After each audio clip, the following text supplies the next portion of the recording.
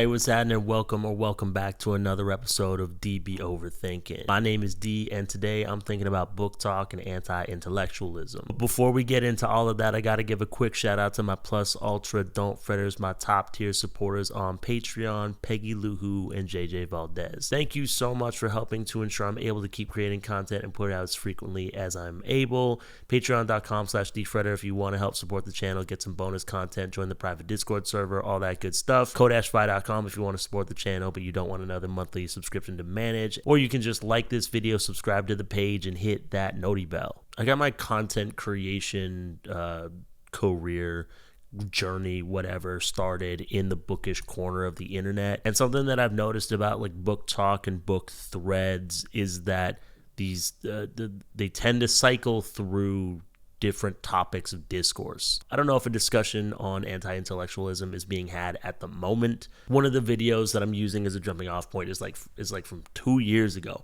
I'm not really on TikTok anymore, and I don't have a Threads account anymore, so I'm not as involved in those conversations. But I've been thinking about making a video on this subject for a while, but every time I would sit down to write the video, I would basically talk myself out of it. And this could be because of a lack of confidence, or maybe due to imposter syndrome, like who am I to talk about anti-intellectualism? But more importantly, I think deep down I knew I needed a little bit more time to come to a conclusion and have my own takeaways on the subject matter. We've talked about it before on this channel, but when it comes to YouTube, like if you're not first to a topic, you're last. But I think that I need a little bit more time to think about something, and I don't really mind being the last to a topic. But since book talk cycles through topics of discussion, maybe this will be relevant in like a month or two. And as we get into this video, like day one subscribers, they hate it when I give this disclaimer, but I'm not coming to this topic as an authority on the subject matter. I'm not trying to be no smart guy. I ain't no TJ Henderson.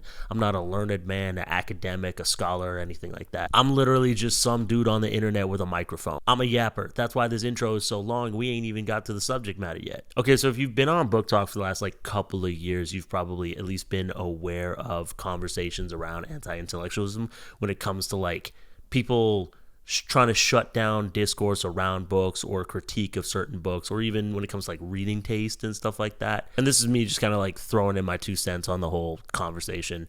Let's call this section 1. What happened? What are we talking about? So for me, I started thinking about this back in like, I guess 2024 when I saw it, but no, it would have been like 2025. I think the TikTok is from 2024. Anyways, this is the TikTok I'm talking about. Something I've become increasingly aware of within the Booktok community over the last year is the terrifyingly swift growth of anti-intellectualism, which is just a clear representation of the shift within our society and the way in which this is impacting the publishing and the book world. When I first joined Booktok, it was nowhere near as big as it is now. It was still starting up, and it truly felt like a safe circle for people to come and discuss books, where people would come and say what they liked about a book, say what they didn't like a book, give you book recommendations based on real genres and real topics to give you recommendations upon. And as it slowly started to grow, Booktok and TikTok became far more monetized than it ever has, which meant that certain creators who put out content that the algorithm preferred rather than content that the viewers preferred get put on a certain literary Booktok pedestal, and that encouraged them to create more shallow sensationalized content off books, which far overshadowed the content that made Booktok what it is. Or maybe you've seen this more recent one, and before I play this one, it should be noted that I think this creator's not necessarily trying to talk about anti-intellectualism, but is more talking about how people on Book Talk hype up books that they really enjoyed, and how that's kind of making their recommendations is making the legitimacy of their recommendations like questionable to this creator. But from what I saw, I did start a conversation about anti-intellectualism on Book Talk. I do not trust you little bitches on Book Talk and your stupid Kindle Unlimited book recommendations talking about this is 5 stars, this is one of the best books I've ever read. Meanwhile, when I was 12 years old, I was reading One Direction fan fiction written by someone whose first language was not English on Wattpad, and it was still better written than half of the shit I'm seeing pushed out on Book Talk. I'm gonna be the bitch and say it. Some of you need to go back to a high school level literature class, because the lack of reading comprehension that I am seeing is scary. Talking about Guild or whatever the fuck it's called is a literary masterpiece. Almost as if when authors are using actual literary devices and, I don't know, nuance, not spelling things out for us like we're first graders, that I see a lot of the sentiment on social media being, it was too confusing and too convoluted. Critical thinking, babes. Learn how to do it. I love a little fun romantasy vibe as much as the next girl. Like, romantasy is one of my favorite genres. However, that does not mean that it has to be poorly written. And I'm just gonna say it, not everyone should have their book published. One of the most insidious things that I think the internet does is once a phrase or term catches on, it loses its meaning. And I don't just mean the definition changes and warps because people start using the term without fully understanding its meaning. It's almost as though the further it spreads, the less weight it carries. You know what I'm saying? Like, other examples of this would be like woke, narcissist, or canceled. Anti-intellectualism is like skepticism or disdain for intellectual thought and those who embody it, often manifesting as a belief that educated individuals and critical thinking are out of touch with everyday life. I'm also going to read out a couple of quotes from this piece on Substack by Zuri Barksdale called Why We Are So Wrong About Anti-Intellectualism. Whenever I see a video about anti-intellectualism, I always try to give it a benefit of doubt. Although I know the same talking points people are going to use to put themselves on the same pedestal, they can make themselves seem morally superior for living an intellectual life because they know some facet of history better than you, apparently.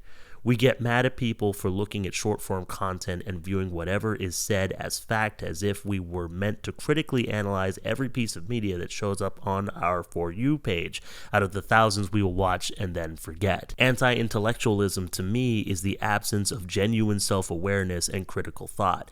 By self-awareness, I do not mean endlessly dissecting ourselves to the point of paralysis, but rather recognizing our limitations, our biases, our insecurities, and the places our minds naturally retreat to when we seek comfort. Intellectualism is a practice more than it is an identity. Anti-intellectualism is the absence of that practice. When we compress complex and nuanced ideas into two-sentence sound bites made for X engagement, when we spend more time chasing endless entertainment than actually training our minds, and when we lack the discipline to hold an argument, sit with it, and defend it properly. And I'm going to make another recommendation. This doesn't have much to do with what I'm talking about, but I still thought it was a good resource. It is like a podcast episode or a video that I found on Substack. It's called Anti-Intellectualism is Thinking Deeply About Shallow Shit by Conscious Lee. I'll link that down below, as well as like any other essay or video that I quote or use as a resource. Another sort of internet buzzword that comes up a lot in this conversation or when we're having like a discourse about how people read is critical thinking. Critical thinking is a complex intellectual process that emphasizes the ability to think abstractly and creatively while contextualizing information into a personal framework. It encourages individuals to engage with material actively rather than passively receive information. And in a paper from like 1986, Anthony R. Petrosky expands upon the personalized process of critical thinking. Whereas rote learning involves the memorization of facts and figures, critical thinking makes meaning out of such information by correlating it to life experiences. So when I think about that, like we're talking about like books, media, art, it's like being able to engage with the material or engage with the work. Think about how what it's saying applies to your life, or thinking about what you think of what it's saying or something like that. It's like how we digest the things we consume. Section 2, I'm calling outsider's perspective, because I have never felt like I'm part of any bookish community or whatever. I'm just kind of like also there, but not anymore really. Or maybe I am. I don't know. Like, I feel like maybe I'm like an author tube channel now, or art tube channel or something. I don't know what I am. But I've always been an outsider looking in. And from my outsider's perspective, I think that both creators raise valid frustrations and critiques and concerns about Booktok. Because what I'm hearing from both videos in kind of like different ways, but not even that different. As Booktok has gotten bigger, it's gotten harder and harder to find like good recommendations from trustworthy sources for substantive work. And it's getting harder and harder to find conversations or people to conversate with and go like deep into books that you love or books that you don't love. I think as any fandom or niche community gets bigger, it also gets shallower, or there ends up being like a shallow end, and you'll find a lot of people splashing around there. Once any niche community or fandom or whatever you want to call it reaches a certain size, there will be people who aren't really about that life, but they do enjoy the aesthetics of it. You know what I mean? Like the punk movement, like hip hop, kind of like, you know, punk, hip, like genres of music do this a lot, where it's like punk and emo or alt or fucking country, hip hop, whatever. Even like right now, I think there's a conversation being had. I just saw this video talking about like dark academia, because there's people who they're like really into the dark academia aesthetic and the fashion style, but they don't really understand what dark academia is trying to do, like where it's critiquing academia. Like the video I'm talking about, it was like a review of Catabasis, I don't know how you pronounce it, by R.F. Kuang. And people are like, they're hating on this book because it's too intellectual, it's too pedantic or whatever. I'm like, that's the point. That's the within the genre. It's critiquing academia. It's showing the dark sides of academia. Now y'all got me defending R.F. Kuang on my channel. I'm so mad right now. Why would you do that? Because I hated Catabasis, but not because it was too intellectual. I just didn't like it. You know, like plain and simple. Like I hated Catabasis, but it wasn't one of those things where like it's too intellectual or it's too pedantic or the characters weren't likable. I just didn't like it because I was kind of like, yeah, I kind of already knew this, and I just didn't enjoy it. I think more than anything, I think it was one of those ones where I think with a lot of R.F. Kuang books, I'm like, I get why someone would like this. I just don't. That's enough about R.F. Kuang. Let's get back onto the script. Because of Booktok's size, it's had this big influence on the publishing industry. And a lot of companies are out here trying to get that Akutar or Colleen Hoover slice of pie. You know, like the trope marketing, rushed books, AI generated romantasy fiction. It's all, they're all trying to milk a cash cow. You know what I'm saying? And like there are people who kind of don't really enjoy reading as a hobby or as a leisure activity, but they enjoy the aesthetics of reading. Proudly talk about how they don't really engage in the material. They're like skipping descriptions, going straight to the dialogue. They scan through chapters to get the reading count up and all that stuff. And I think the point that Maddie Clark is trying to make is more about how Booktok can overhype a book, because they conflate really enjoying a book with it being a literary masterpiece. And so it's getting hard to like trust recommendations or reviews from people. Art is subjective, and you can genuinely think something is a masterpiece and someone else can think it's bullshit. Like one of my favorite movies from last year is the movie Sinners, and one of my wife's friends thinks it's a dumb action movie. No, that's a bad comparison because she's just wrong.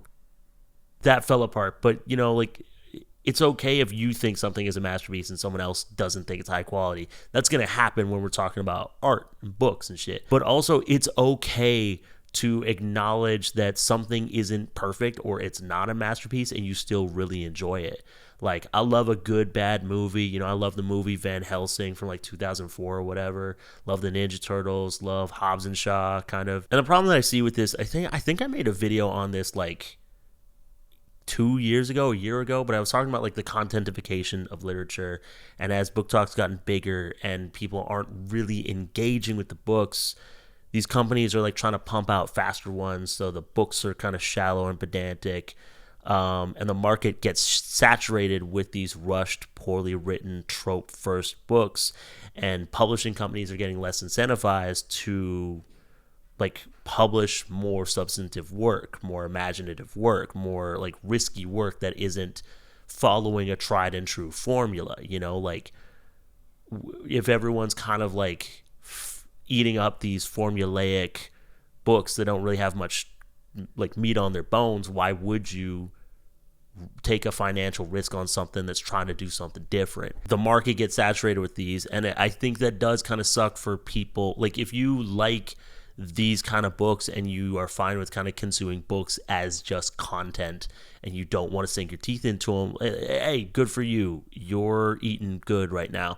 But I do feel bad for people who are looking for more books to sink their teeth into, or looking for people who want to dive deep into books that are coming out, you know? And it reminds me of the time when all the movies that were coming out were Marvel movies, or it was like studios trying to replicate the success of Marvel, you know? Even now, like with music, there are, you know, musicians who are making their songs shorter and making them like more repeatable and stuff like that, and they're just making songs for the TikTok sound and stuff.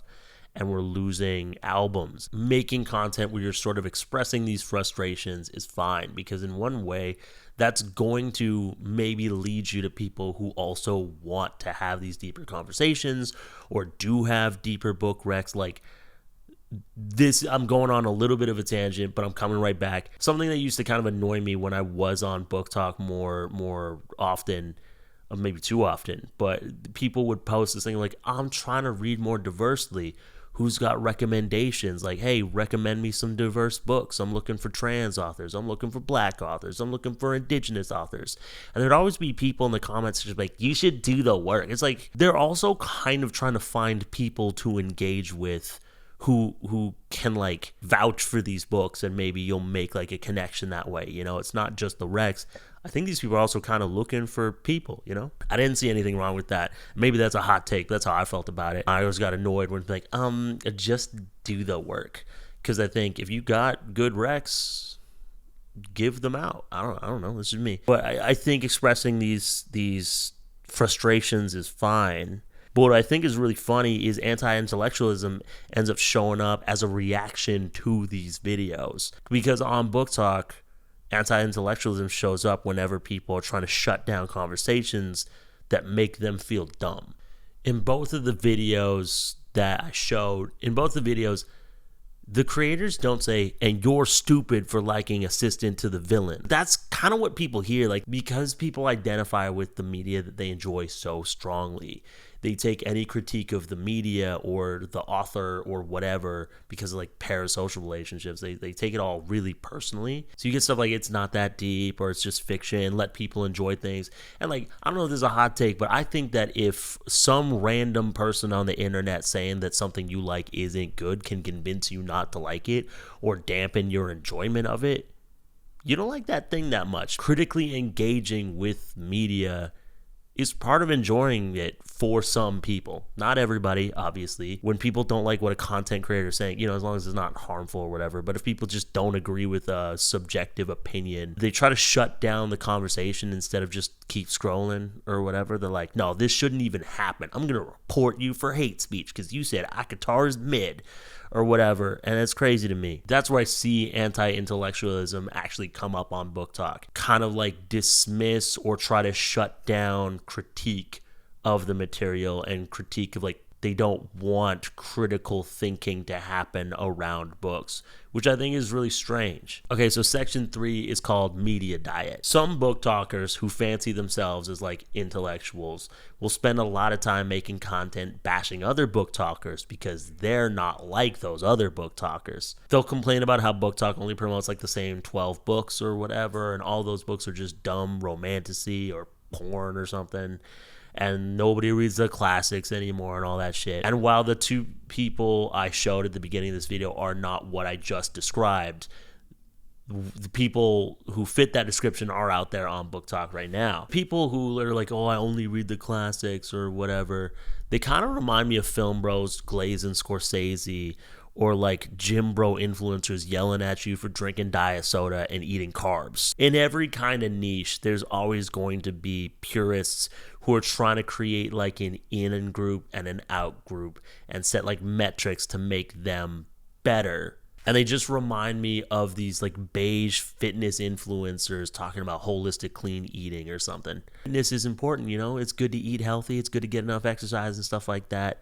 But it's also nice to be able to like get a burger and a milkshake with your friends, you know, get some drinks while you're doing karaoke, you know, whatever. And sometimes it's nice to like not exercise, you know.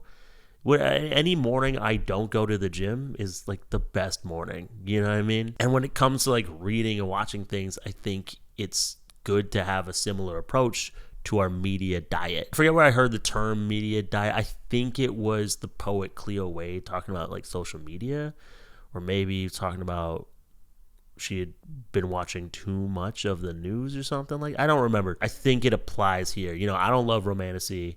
I personally don't understand people who are like, oh, just turn your brain off to read. That's just never been my way of reading or engaging with books. But we all come to books and different forms of art and media for different reasons. If we only come to like books for one reason, like escapism or entertainment or gooning or whatever, then the media diet becomes kind of unbalanced. I've talked about reading diversely on this channel before, and usually in the context of like trying to encourage people to read books written by people from different backgrounds and different walks of life, but also like read diversely in genre, you know, fiction, nonfiction, science, mental health, poetry, geography, mathematics. I don't know. I think it's good to give your brain different things to chew on, you know, things you need to think about, sit with, and ponder. It's like how the body takes more time to break down certain foods, and that's how it gets the nutrients. Whereas some books are more like processed fast food. But who doesn't like a little fast food every now and again, you know? What I'm trying to say is like, I think if all you consume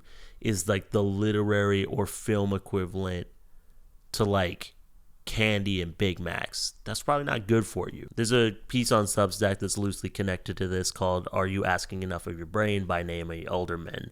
And in that, she's like, it's a really interesting read, but she talks about how like nowadays, because of convenience culture, we have to make sure we get enough exercise, and we kind of have to do that for our brains. She like kind of presents the idea that part of like why people scroll endlessly is the brain is looking to learn new things, because like back in the day you had to pay for the light content, but like more substantive content was free at the library and stuff.